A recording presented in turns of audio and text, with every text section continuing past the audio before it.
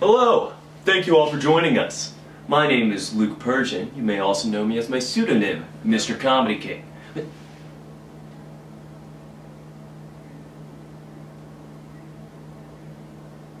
Hello, and thank you for tuning in. My name is Luke Persian. You may also know me as Mr. Comedy King. Let me give you a rundown on how this show is going to work.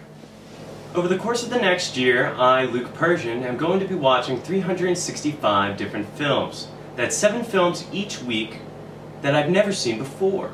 At the conclusion of each week, I'll be posting a video review online of me rating each film with our crown rating system. 1 crown will be given to the worst films, up until 5 crowns for the most high caliber. Now let's move on to the movies I'll be reviewing this week. This week's list of movies include Robin Hood, Journey to the Mysterious Island, The Expendables, New Year's Eve, The Adventures of Tintin, True Grit, and Tinker Tailor Soldier Spy. Let us start with a little action with The Expendables. Now, The Expendables was, sadly to say, expendable. There's no story whatsoever. If you're looking for a brain-numbing, action-packed explosion sequence, by all means, watch, rent, buy this film. But I urge you to shut off your mind. There's no point to paying attention. If you do, you will be severely disappointed. But since the action was so high budget and of high quality, I will have to relinquish 2 crowns for The Expendables. Moving on, let's go ahead and cover Robin Hood. Ridley Scott doing a medieval action-packed thriller once again. This time, it already had a backstory. You don't really get much better than that. I couldn't tell you how excited I was to see this movie in theaters. Then I heard the news. I was going to be disappointed. As far as the medieval time period piece, it is fantastic. Whoever was in charge of the mise-en-scène did a great job. Now, all that being said, the story has massive holes. Throughout the entire film, you're left as a viewer wondering, okay, when is he going to stop going by Robin Longstrider fellow and go by Robin Hood? You know, the guy we came to see. The guy who takes from the rich and gives to the poor. By the way, that's never going to happen in the movie if you're expecting it, so don't. All we get out of Sherwood Forest are these fucking kids with these weird-ass masks with no backstory. What is the point of that? Let's have Sherwood Forest, be where the Lost Boys from Peter Pan and, that'd be a great idea, right? I thought they did an excellent job of capturing the time period. The cinematography is great, the camera work is great, the editing is great. Whoever wrote the story needs to be shot. And can we please stop putting that bald guy from John Carter as the bad guy, the villain, in almost every modern day film? He doesn't fit the time period at all because all you see is that bald guy from John Carter. It's a great medieval movie. There's just nothing uniquely Robin Hood about it. And for that reason, I had to give it only 3 crowns. Now let's move on to the bottom of the barrel with New Year's Eve. Needless to say, going into this week, I wasn't expecting the best things out of our most recent holiday classic. How dare you exploit the fact that you know every New Year's Eve to come, we're gonna be forced to watch this god-awful movie. You bastard.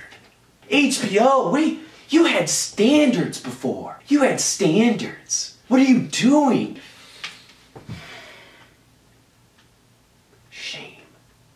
What is the next film gonna be? St. Patrick's Day. Dissect another bunch of random A-list celebrities' narratives and combine them all together at the end. And just make it even worse this time. Constantly making it worse. Just stop.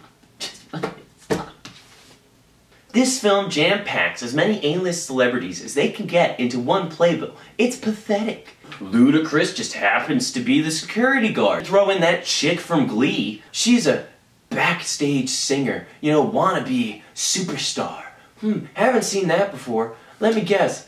Does she by chance happen to have a solo at the end of the movie that allows her to gain fame and fortune?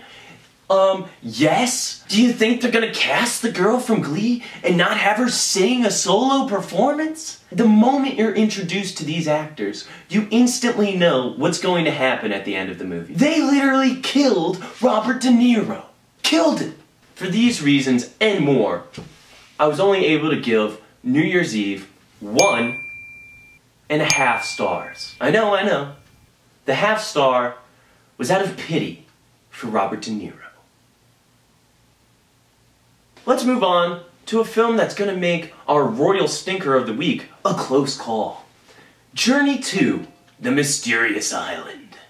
Starring Josh Hutcherson, our Hunger Games boy, and Dwayne "The Rock" Johnson. The worst duo I have ever seen in a film.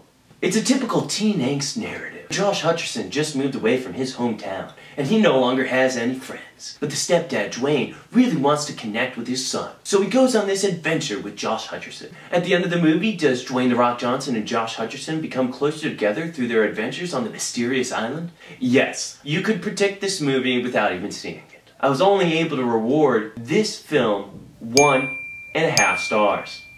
And that was all for their CG, which was actually pretty decent. There was actually this cute elephant in there that I kind of want for myself. Tinker Tailor Soldier Spy.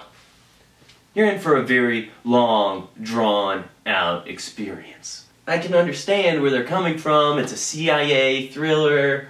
You don't really know what's going on the entire time. It's a chopped-up narrative again. You're being vaulted to and from, forward and backward through time, without any clue that you're doing so. The acting is unbelievable. The camera work is fantastic. The editing and coloring is once again phenomenal. I can't get past the fact that it goes on and on and on. It's disorienting, to say the least. And just wondering what the hell just happened. And for that reason, I had to only give this film 3 crowns. Our next film was The Adventures of Tintin. The things they can do now with animation software is just unbelievable. Truly brought out by the lighting and shadow work. I've never seen an animated film capture natural lighting as well as The Adventures of Tintin. Spielberg, as you could tell, drew deep within himself to his Raiders of the Lost Ark past, traveling around the globe, action-packed adventure around every turn. Masterful narrative arc with finally perfect exposition, and each of the characters is so deeply developed. Develop your characters and you develop your story. It's a family adventure. Everyone in the family is going to enjoy this film. This is the best treasure hunting film of the modern era to come out since National Treasure. I have to say, well done. That's right. 4.5 crowns. Well done, Steven Spielberg.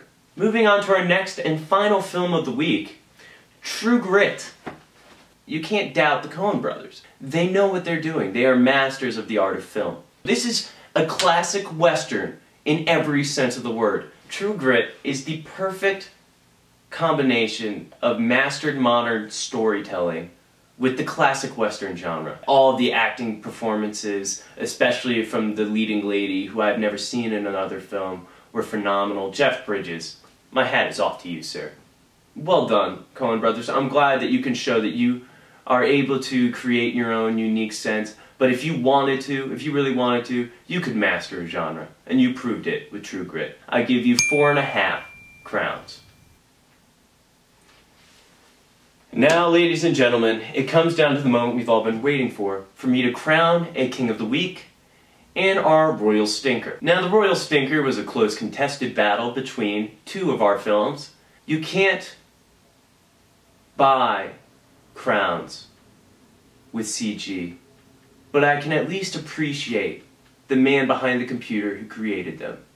What I don't appreciate is a director and a production company thinking they can buy my ratings just by packing their playbill with names. So how dare you, New Year's Eve, and appropriately for the beginning of the year, you have been crowned our Royal Stinker of the Week. Shame. A close contested battle for our King of the Week as well truly came down to the wire for me. Both mastered their genre, and you know what?